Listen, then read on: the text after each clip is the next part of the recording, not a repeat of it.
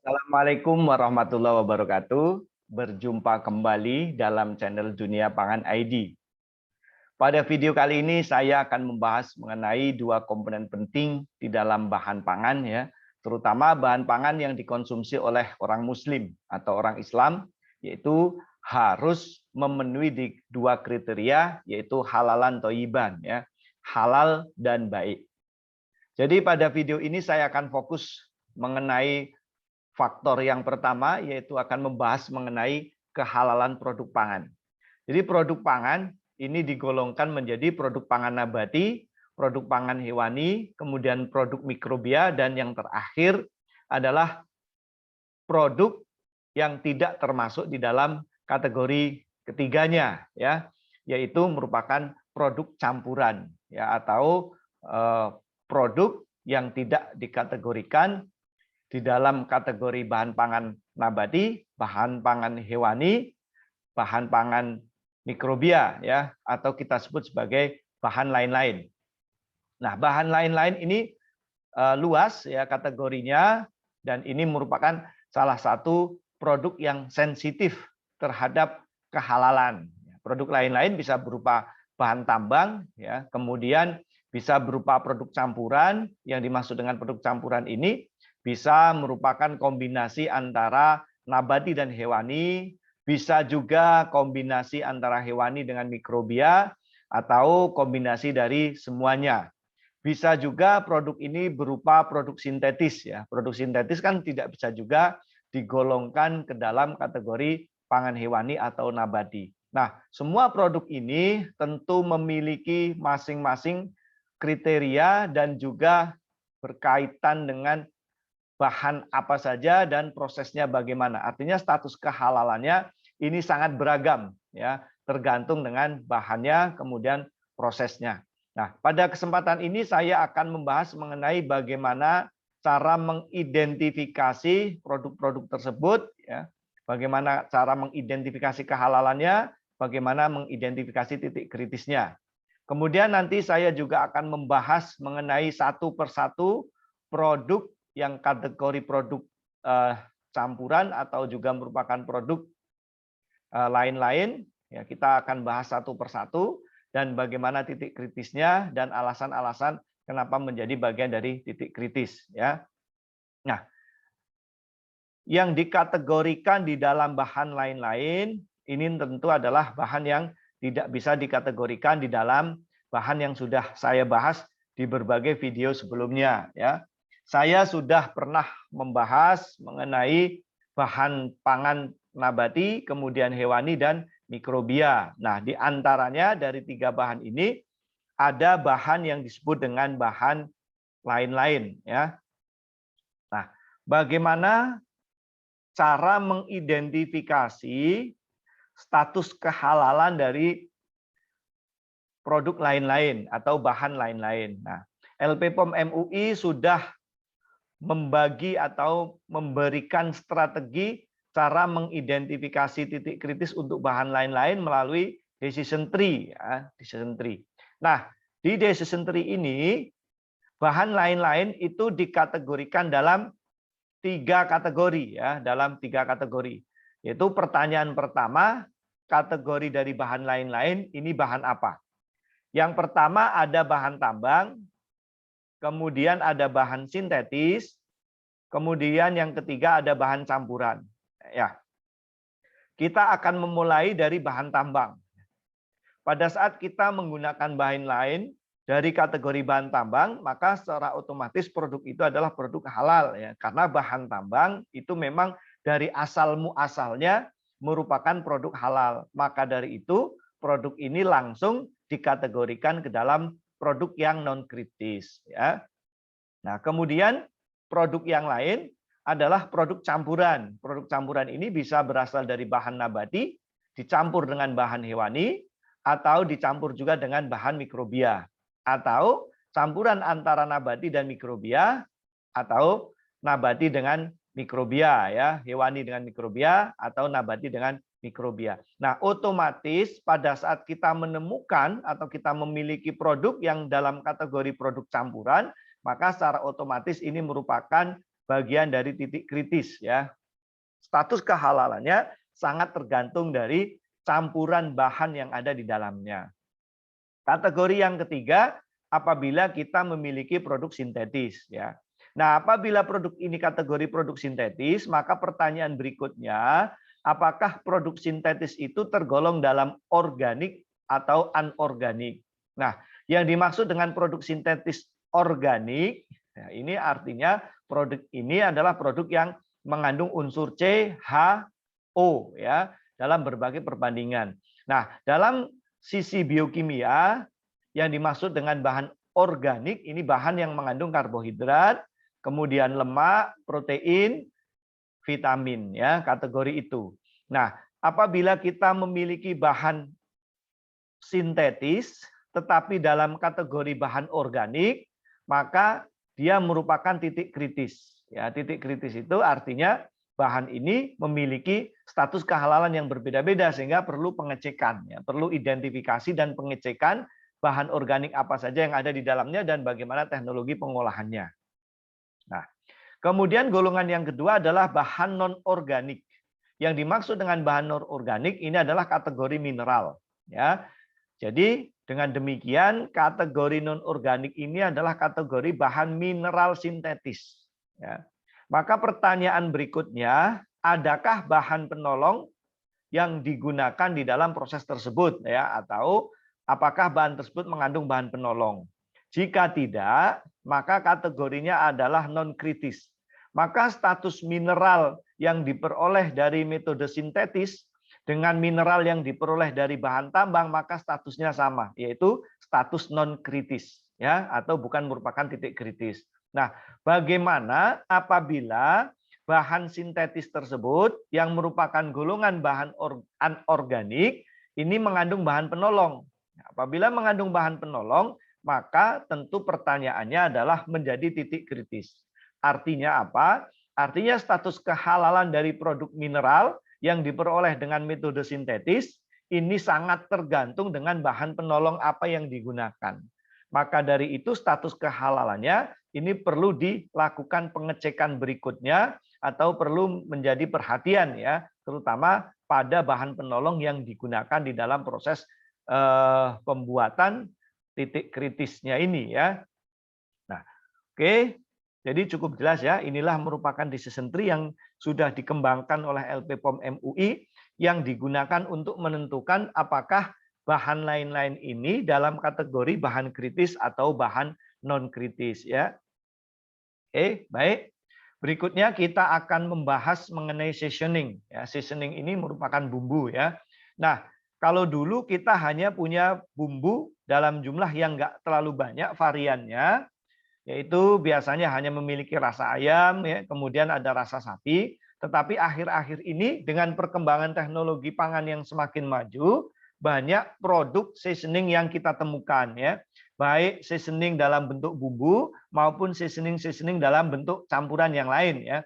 Misalnya kalau kita ada dalam misalnya bumbu rendang ya, bumbu opor itu merupakan contoh seasoning ya. Kemudian ada juga bahan seasoning atau produk seasoning yang memiliki cita rasa modern, misalnya ada rasa keju ya, sekarang kemudian ada jagung bakar yang biasanya ditambahkan pada produk ciki. Kemudian seasoning sekarang berkembang ke seasoning yang banyak digunakan dalam teknologi teh, teknologi kopi ya. Jadi sekarang banyak kita temukan produk teh ya, misalnya yang kita sebut sebagai Thai tea, ini produknya merupakan produk seasoning, semuanya sudah diformulasikan, kemudian sudah memiliki cita rasa tertentu yang sudah ada gulanya, sudah ada creamernya, tinggal menambahkan air saja. Ini merupakan salah satu contoh produk seasoning yang juga hampir sama dengan seasoning yang digunakan dalam bumbu.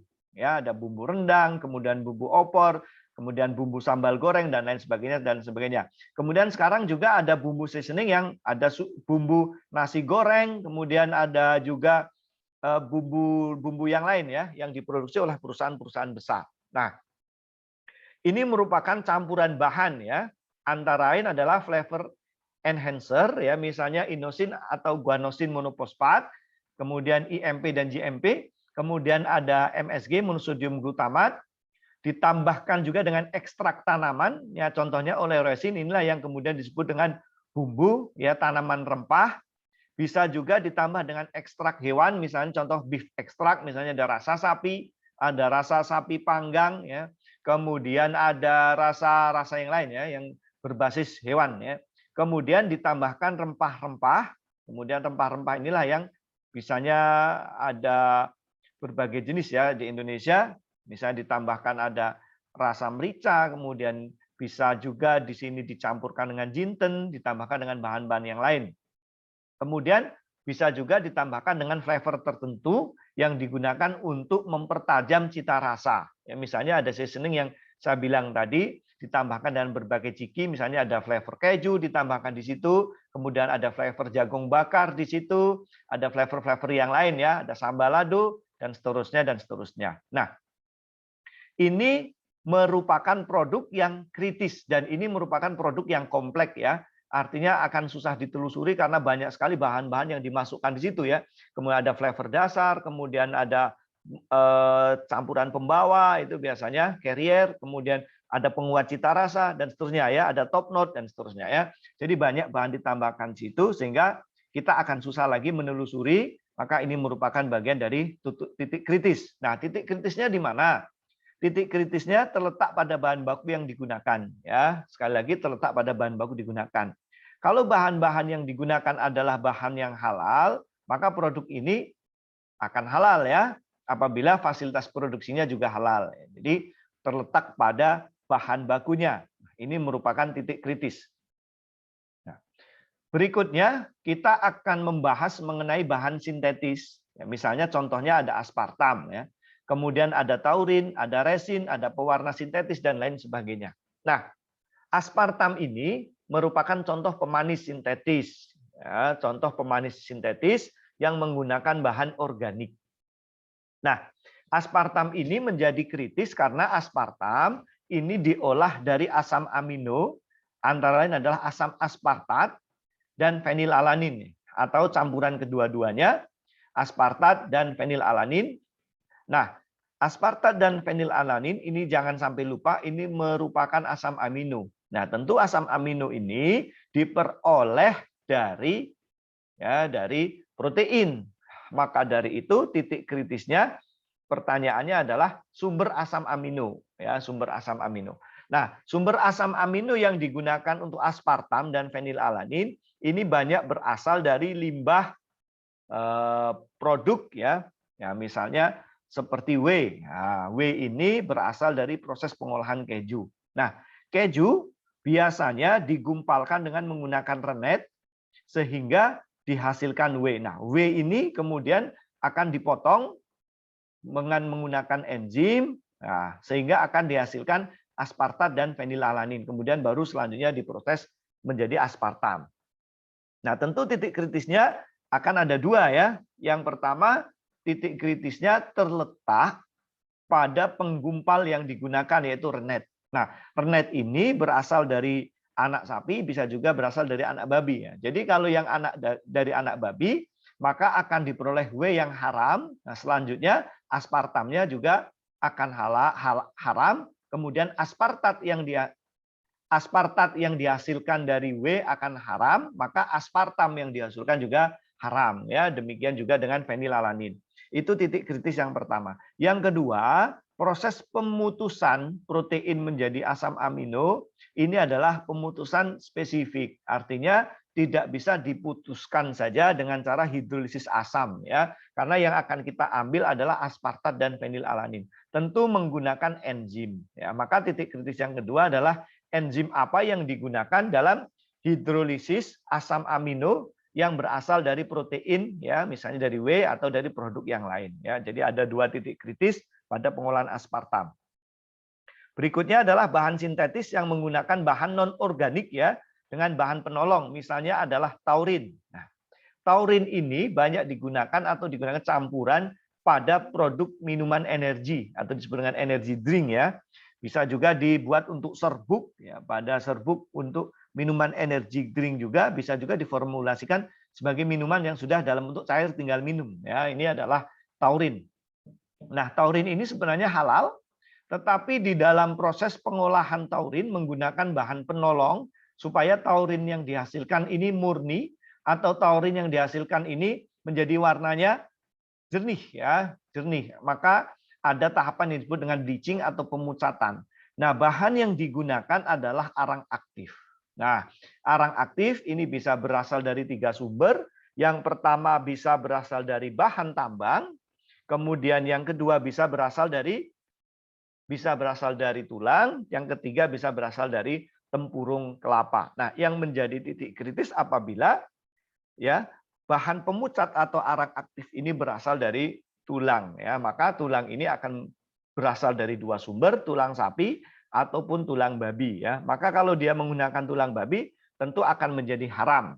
Tetapi kalau dia menggunakan tulang sapi, maka pertanyaan berikutnya, apakah sapi yang digunakan ini tulangnya ya, yang tulangnya digunakan sapinya disembelih dengan secara Islami. Maka apabila kalau dia tidak secara Islami, maka statusnya adalah najis ya, maka harus ada tahapan pencucian yang sesuai dengan standar syar'i ya, bisa menggunakan air 2 kolah atau yang disetarakan. Nah, berikutnya ada bahan yang namanya resin. Resin ini banyak digunakan sebagai bahan untuk separation, kemudian purifikasi, ya misalnya digunakan untuk penjernihan, kemudian untuk pemurnian, pemurnian, kemudian pemisahan bahan, bisa juga digunakan untuk mengurangi dekontaminasi, ya.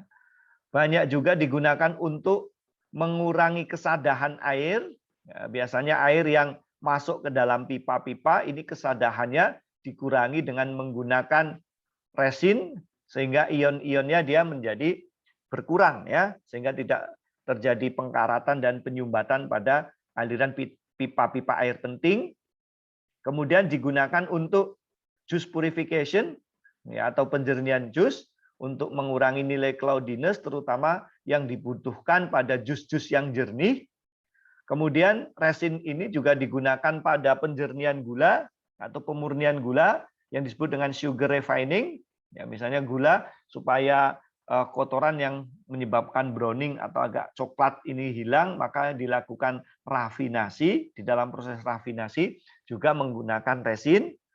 Nah, kemudian resin juga digunakan pada produk pharmaceutical atau nutraceutical ya, karena produk-produk yang digunakan untuk pengobatan ini diperlukan produk dalam bentuk murni atau senyawa-senyawa yang murni, maka memerlukan tahap purifikasi. Nah, purifikasi ini menggunakan resin. Nah, resin sebenarnya berasal dari cross-linking polistiren. Polistiren ini sebenarnya halal ya, karena ini berasal dari minyak bumi ya. Polistiren ini juga banyak digunakan untuk bahan peredam, kemudian bisa digunakan juga sebagai pembungkus makanan, terutama pembungkus makanan yang tidak panas. Sekarang banyak bisa dibentuk seperti piring ya, kemudian dalam bentuk box ini juga polistiren. Ini sebenarnya bahan baku ini merupakan bahan baku yang halal sebenarnya karena ini berasal dari minyak bumi. Tetapi di dalam proses pengolahan yaitu proses polimerisasi di awalnya ini menggunakan gelatin. Ya, sekali lagi proses pembuatan cross-linking polistiren ini menggunakan gelatin pada proses polimerisasi awal. Maka dari itu ini dikategorikan menjadi produk kritis terutama pada gelatinnya. Ya, gelatinnya dari mana? Maka akan menjadi perhatian utama karena ini menentukan kehalalan resin yang digunakan. Nah, tentu gelatin bisa bersumber dari produk hewani, terutama gelatin ini diolah dari tulang dan kulit. Ya, tentu kalau kulitnya dan tulangnya adalah sapi, maka dia akan halal, tetapi harus diperhatikan bagaimana proses penyembelihannya. Dan apabila gelatin yang digunakan adalah gelatin yang berasal dari babi, dari hewan babi, maka tentu resin ini akan menjadi najis dan haram ya. Nah, berikutnya coloring atau pewarna. Ya. Pewarna yang digunakan yang termasuk dalam kategori lain-lain, ini ada 2 kategori. Yang pertama adalah pewarna alami, yang kedua pewarna sintetis. Ya.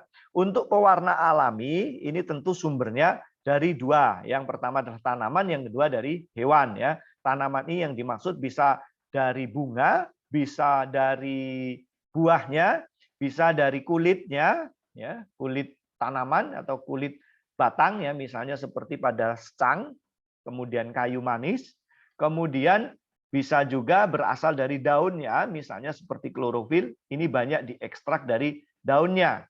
Kemudian dari hewan, ya, misalnya berasal dari tulang, kemudian bisa berasal dari darah yang berwarna merah, ya. Nah, kemudian contoh dari produk natural coloring ini adalah saffron, kemudian kunyit, ya. Kunyit ini merupakan rimpang, kemudian beet ini warna merah, kunyit warna kuning, kemudian ada paprika, ini juga memberikan warna, ada orange, merah, dan hijau. Kemudian dari tulang dan darah ini memberikan warna merah. Kemudian ada juga pewarna karamel, ini merupakan hasil reaksi karamelisasi pada all sugar. Berikutnya ada produk fermentasi yang memberikan warna merah dari red yeast rice, atau kita sebut dengan angka dan lain-lain, ya. Nah, ini contoh dari pewarna alami, misalnya seperti Bixing, klorofil ini warna hijau, ada betanin, ada santasantin, ya, ini biasanya memberikan warna merah, warna orange, dan warna ungu. Berikutnya ada carbon black dan erythrosin. Nah, ini merupakan produk yang awalnya sebenarnya bukan merupakan produk kritis, ya, karena produk ini merupakan produk alami, tetapi walaupun demikian, di dalam proses memperoleh bahan ini ada yang namanya proses ekstraksi, ya, disebut dengan ekstraksi. Maka yang menjadi titik kritis adalah bahan yang digunakan dalam ekstraksi atau solvent yang digunakan apa, ya. Bahan-bahan ini sebagian besar ini adalah merupakan bahan polar yang bisa diekstrak dengan air. Tetapi untuk memaksimalkan ekstraksi biasanya ditambah dengan alkohol supaya apa? Supaya polaritasnya itu mendekati dari polaritas bahan yang diekstrak, sehingga proses ekstraksinya menjadi lebih optimal. Nah, maka dari itu yang harus diperhatikan adalah alkohol yang digunakan. Nah, alkohol yang digunakan bisa bersumber dari dua jenis, yaitu alkohol sintetis, ya. Yang kedua adalah alkohol dari Homer. Nah, alkohol yang tidak diperbolehkan dalam proses ekstraksi adalah alkohol yang berasal dari Homer, karena hukumnya haram dan najis, ya. Tetapi kalau ekstraksi menggunakan alkohol sintetis, maka ini diperbolehkan, ya, diperbolehkan dengan syarat atau dengan catatan. Nah, berapa residu yang ada di dalam produk akhir ini menjadi penting, ya. LP POM MUI menyarankan maksimal adalah 0,5 untuk kadar alkoholnya. Nah, kemudian yang harus diperhatikan lagi, nah, pewarna-pewarna yang diperoleh dari pewarna alami ini atau coloring agent atau natural coloring agent ini merupakan bahan yang sensitif, ya, bahan sensitif. Sensitif bisa karena panas, ya, misalnya dipanaskan maka akan terjadi perubahan warna karena akan rusak. Yang kedua bisa terjadi karena akibat perubahan pH, misalnya pH-nya asam atau pH-nya basa, ya. Maka dari itu bahan-bahan ini perlu adanya coating, ya, proses coating atau dengan pemberian matrik. Nah, yang menjadi penting adalah bagaimana proses coating ini dilakukan dan bahan yang digunakan untuk coating ini bahan apa. Ya, maka kalau bahan-bahan ini halal, maka produk ini akan menjadi halal. Berikutnya, pewarna yang kita temukan di dalam pasaran ini ada dua jenis. Yang pertama serbuk, yang kedua dalam bentuk ini pasta, ya, atau emulsi. Nah, apabila produk ini adalah produk pasta, maka yang harus dipertimbangkan adalah emulsifiernya. Apa yang digunakan? Kenapa begitu? Ya, tentu karena produk pasta ini merupakan campuran antara produk atau lemak dan air. Supaya apa? Supaya menyatu, maka ditambahkan bahan yang namanya emulsifier. Ini merupakan titik kritis. Nah, kemarin pada video-video sebelumnya saya sudah membahas mengenai emulsifier. Emulsifier ini bisa berasal dari nabati, bisa berasal dari hewani. Ya, maka apabila emulsifier ini berasal dari hewani, maka status kehalalannya sangat tergantung dengan hewan yang digunakan. Apabila emulsifier berasal dari nabati, maka pertanyaan berikutnya adalah emulsifier ini merupakan trigliserida awalnya, kemudian sudah mengalami modifikasi menjadi mono dan digliserida. Nah, perubahan mono dan digliserida ini memerlukan beberapa enzim, ya. Maka yang menjadi titik kritis adalah enzim apa yang digunakan. Nah, maka menjadi titik kritis sekali lagi enzim apa yang digunakan. Jika halal, maka emulsifier ini akan menjadi halal. Nah, inilah titik kritis pada pewarna alami yang digunakan di dalam teknologi pangan atau banyak diterapkan pada berbagai produk pangan. Jadi kita sering berpikir pada saat kita menemukan produk ini sebagai produk yang alami, maka langsung halal ya. Ternyata tidak semudah atau sederhana yang kita bayangkan. Nah, berikutnya, apabila produk ini adalah pewarna sintetis, misalnya seperti Brilliant Blue, Brilliant Blue ini digunakan untuk warna biru, kemudian ada tartrazin, kemudian ada erythrosin, ada sunset yellow. Nah, ya, ini sebenarnya merupakan produk chemical sintetis.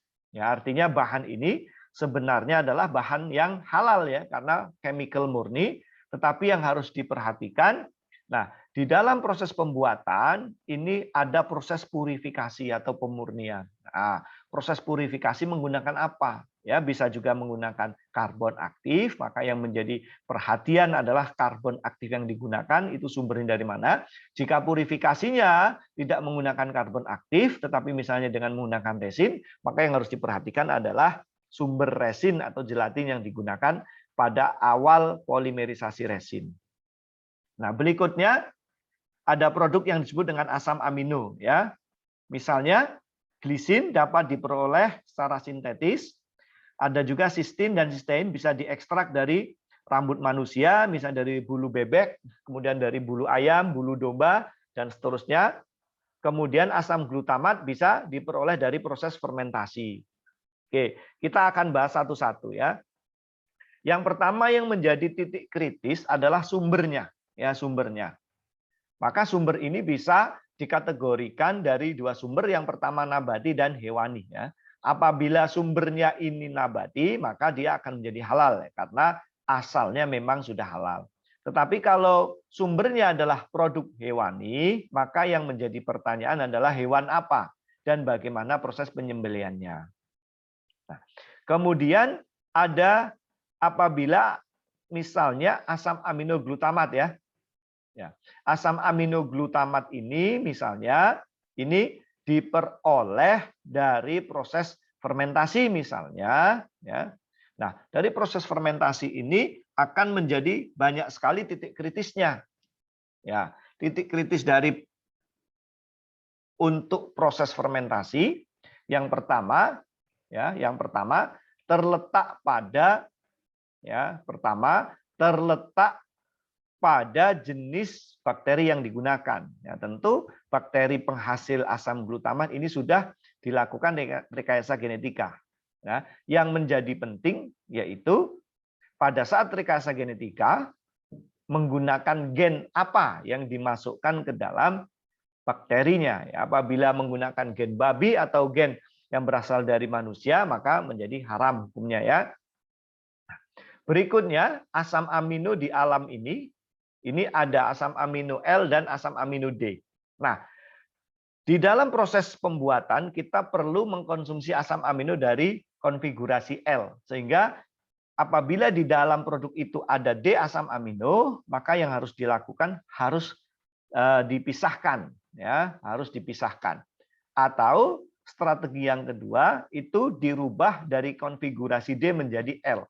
Nah, sehingga di dalam proses perubahan konfigurasi D menjadi L, ini perlu bahan enzim ya, misalnya seperti beta asilase, yaitu untuk mensintetis senyawa L-metionin. Nah, maka yang harus diperhatikan adalah sumber enzim yang digunakan dalam proses biosintesis, ya biosintesis L-asam amino. Nah, jadi walaupun asam amino yang berasal dari sumber nabati, maka tidak serta-merta kemudian kita golongkan menjadi produk yang halal. Oke, berikutnya kita akan membahas mengenai non-dairy creamer. Jadi creamer yang ada di pasaran, ini ada dua kategori. Yang pertama creamer yang berasal dari susu, yang disebut dengan dairy creamer. Kemudian golongan yang kedua, creamer yang berasal dari bahan nabati, maka disebut dengan non-dairy creamer. Nah, non-dairy creamer ini banyak berasal dari produk kedelai, ya, dari produk kedelai atau dari susu kedelai. Nah, ini ditambahkan sekarang banyak sekali yang ditambahkan dairy creamer, ya, misalnya apa, digunakan untuk kopi, campuran teh, untuk bahan baku susu, kemudian bahan baku untuk pembuatan kue, dan sekarang misalnya untuk pembuatan puding ini juga banyak menggunakan non-dairy creamer. Nah, non-dairy creamer ini bahannya ternyata cukup kompleks, ya. Yang pertama adalah corn syrup, kemudian ada vegetable oil, kemudian ada kaseinat, kemudian emulsifier, anti-caking, kemudian ada food coloring. Nah, kita akan bahas satu-satu. Apabila kita menggunakan corn syrup solid, ini menjadi titik kritis karena corn syrup atau gula yang berasal dari jagung. Jagung ini mengandung amilosa, ya, amilosa dan amilopektin ini merupakan polisakarida. Untuk berubah menjadi manis, yaitu menjadi glukosa, ini harus dipotong. Dan proses pemotongan ini harus menggunakan enzim. Nah, maka status kehalalan dari corn syrup ini sangat tergantung dengan enzim yang digunakan. Ya, jika enzim yang digunakan adalah enzim yang halal, maka corn syrup akan menjadi halal. Tetapi kalau enzimnya haram atau enzim yang mengandung najis, maka harus dicek ada tidaknya residu enzim yang ada di dalamnya. Ya, kemudian misalnya tidak ada, ya, misalnya tidak ada, dan enzim ini berasal dari najis tetapi bukan babi, maka perlu dilakukan tahapan yang disebut dengan pencucian. Ya, tetapi kalau berasal dari babi maka tidak bisa digunakan, artinya statusnya adalah haram. Kemudian tahapan selanjutnya adalah decoloring atau rafinasi, ya. Ini digunakan untuk pemucatan dan sekaligus untuk pemurnian, ya. Nah, ini biasanya menggunakan, sudah saya jelaskan, proses decoloring ini biasanya menambahkan karbon aktif, sedang tahapan rafinasi biasanya menggunakan resin. Sudah kita bahas di atas, semuanya dua-duanya adalah kritis, baik resin maupun menggunakan karbon aktif. Nah, berikutnya ada vegetable oil, ya. Vegetable oil ini yang menjadi perhatian adalah sumbernya, walaupun namanya vegetable oil, ini artinya apa? Artinya berasal dari biji-bijian, ya. Tetapi vegetable oil ini biasanya tingkat kemurniannya adalah 94, ya, 94%, artinya ada 4% atau 6% bahan lain, ya. Biasanya bahan lain ini adalah minyak dari bahan hewani, ya, sehingga sumber menjadi penting. Nah, kemudian vegetable oil ini juga dilakukan rafinasi, ya. Rafinasinya ini biasanya menggunakan karbon aktif, maka yang menjadi perhatian adalah sumber karbon aktif.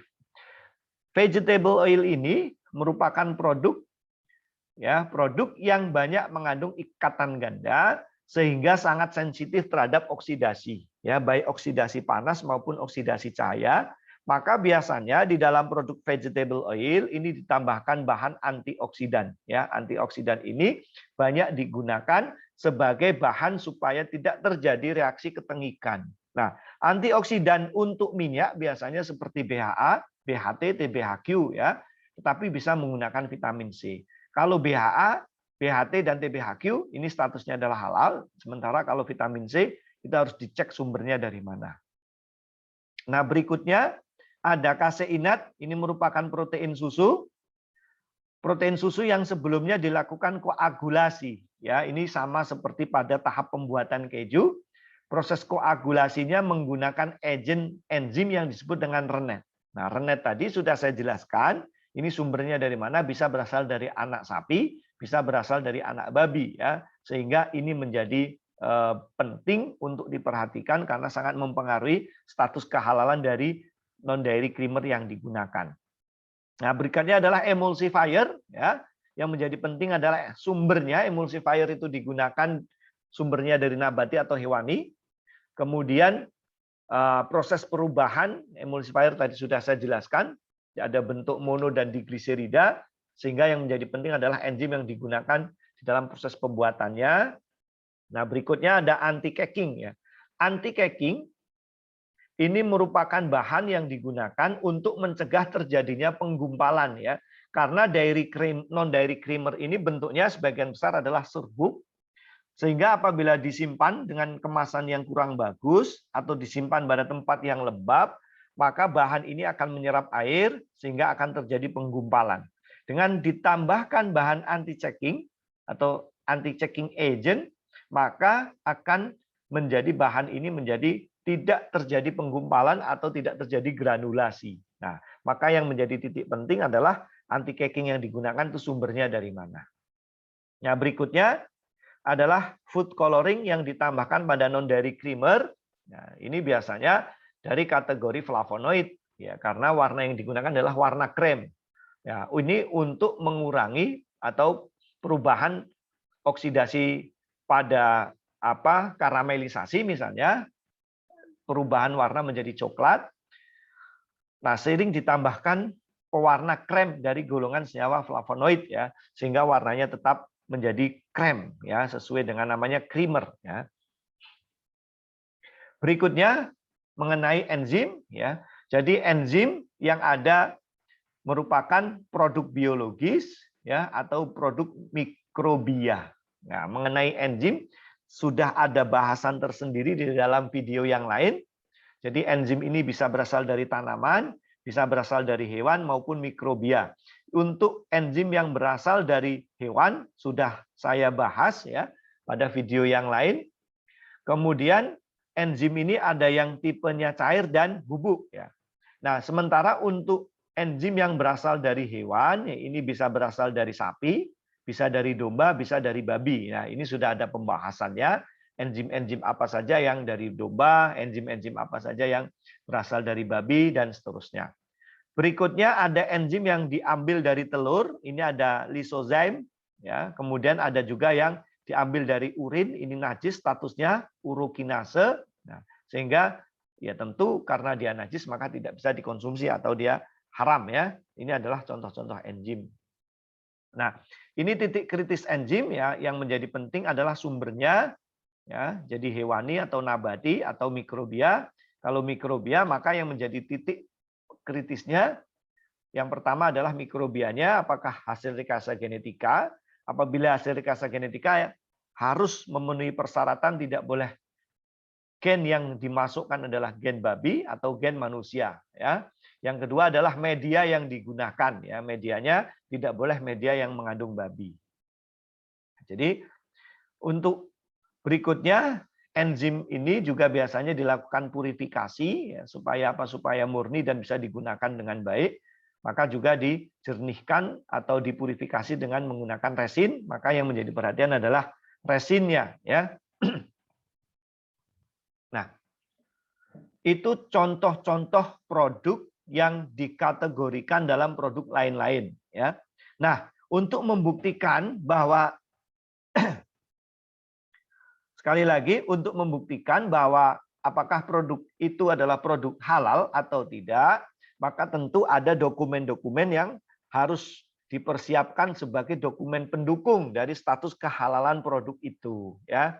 Nah, yang pertama, apabila bahan tambang, jadi kalau misalnya kita memiliki produk yang sudah saya sebutkan tadi, ya dari kategori lain-lain, apabila tergolong dari bahan tambang, maka akan masuk dalam positive list. Ya, positive list ini sudah ada SK-nya, dan kemudian ada SK terbaru yang dikeluarkan di tahun 2020. Ya. Nah, berikutnya, kalau produk tersebut adalah produk sintetis, maka apabila mengandung unsur hewani atau unsur mikrobia, ya, sekali lagi harus dilengkapi dengan sertifikat halal. Ya. Jadi sertifikat halal ini harus dilengkapi. Yang pertama adalah produk hewani, yang kedua produk kompleks, yang ketiga adalah produk yang susah ditelusuri. Ya, itu harus disertai dengan sertifikat. Maka kalau produk sintetis dan memenuhi 3 syarat itu, maka harus dilengkapi dengan sertifikat. Berikutnya kalau produk lain-lain ini adalah seasoning ya. Jika mengandung produk hewani atau flavor enhancer misalnya seperti monosodium glutamat atau inosin maupun guanosin monoposfat, ya, maka ini harus disertai dengan sertifikat. Ya. Kemudian jika murni nabati, maka boleh dilampirkan diagram alir dari proses produksinya. Ya, dengan catatan kalau proses pembuatannya tidak kompleks, ya, tidak ribet. Berikutnya adalah flavor. Ini flavor harus bersertifikat halal. Jadi kalau flavor harus bersertifikat halal, mau tidak mau, ya. Kemudian berikutnya vitamin, ya. Vitamin ini bisa berasal dari produk nabati maupun berasal dari produk hewani, bisa berasal dari produk mikrobia, ya. Nah, yang harus bersertifikat halal apabila vitamin ini berasal dari produk hewani atau mikrobial. Tetapi kalau vitamin itu diekstrak dari tanaman, maka bisa dilengkapi dengan flowchart, ya, atau diagram alir saja dengan catatan proses pembuatannya tidak kompleks, ya. Nah, ini beberapa contoh diagram alir yang bisa digunakan, ya. Ini contohnya adalah proses pengolahan fisik untuk produk yang berasal dari produk nabati, sehingga tidak diperlukan dokumen yang lain, ya. Jadi apa? Vegetable glycerin, kemudian asam asetat sintetis, berikutnya dilakukan pemanasan dan purifikasi dengan melalui proses destilasi. Jadi cukup sederhana dan sumbernya berasal dari produk nabati sehingga ini bisa digunakan. Nah, ini contoh flowchart yang harus dilengkapi dengan dokumen yang lain atau harus dilengkapi dengan flowchart yang lain karena apa? Salah satunya adalah bahan yang menggunakan asam sitrat. Nah, asam sitrat ini harus dijelaskan atau diberi dokumen yang lain, asam sitratnya dari mana atau bagaimana proses pembuatan asam sitrat. Nah, kemudian ini contoh, ya, contoh produk yang harus disertai dengan sertifikat halal karena ini merupakan produk yang kompleks, yaitu vitamin B, ya, karena vitamin B kan sumbernya bisa dari mikrobia, bisa berasal dari ekstrak hewan dan bisa berasal dari yang lain, ya. Sehingga ini merupakan produk yang kompleks, ya. Kalaupun ini merupakan hasil produk dari mikrobia, maka mikroorganismenya apakah itu GMO atau tidak, maka harus diperhatikan, ya. Maka dari itu untuk produk yang kompleks harus bersertifikat halal, ya. Apalagi vitamin B ini rasanya pahit sehingga sebagian vitamin B dilakukan coating, ini menjadi lebih kompleks lagi, ya. Sehingga sekali lagi untuk produk kompleks harus bersertifikat halal. Nah, ini dari produk data yang dikirimkan, salah satu contohnya, ya, ini adalah vitamin A atau retinol yang ternyata mengandung babi, ya, mengandung gelatin yang berasal dari babi sehingga tidak bisa digunakan, ya. Jadi inilah penjelasan, ya, penjelasan mengenai produk-produk lain-lain, ya, produk yang tidak bisa dikategorikan dalam nabati, tidak bisa dikategorikan dalam produk hewani, tidak bisa juga di dalam kategori produk mikrobia sehingga harus terpisah yaitu sebagai produk lain-lain. Saya sudah membahas detail mengenai produknya apa saja, kemudian titik kritisnya apa saja, bahkan saya juga sudah membahas mengenai apabila kita punya produk ini, ya, bagaimana kita mengidentifikasi titik kritisnya dari setiap tahap. Demikian juga dokumen yang harus dipersiapkan apabila Anda memiliki IKM atau perusahaan yang sedang melakukan sertifikasi halal dan menggunakan produk ini. Jadi produk yang harus bersertifikat halal yang pertama adalah produk hewani atau produk yang mengandung unsur hewani. Kemudian produk flavor harus bersertifikat halal. Kemudian yang ketiga produk yang susah ditelusuri, ya, susah ditelusuri. Kemudian yang keempat adalah produk kompleks yang menggunakan bahan yang banyak, ya, sehingga harus dilengkapi sertifikat halal. Di luar itu boleh menggunakan flowchart, ya, sebagai pendukung. Kemudian bisa juga menggunakan COE. Ya. Mungkin itu saja bahasan kita mengenai produk lain-lain. Ya, terima kasih atas perhatiannya dan saya akhiri. Assalamualaikum warahmatullahi wabarakatuh.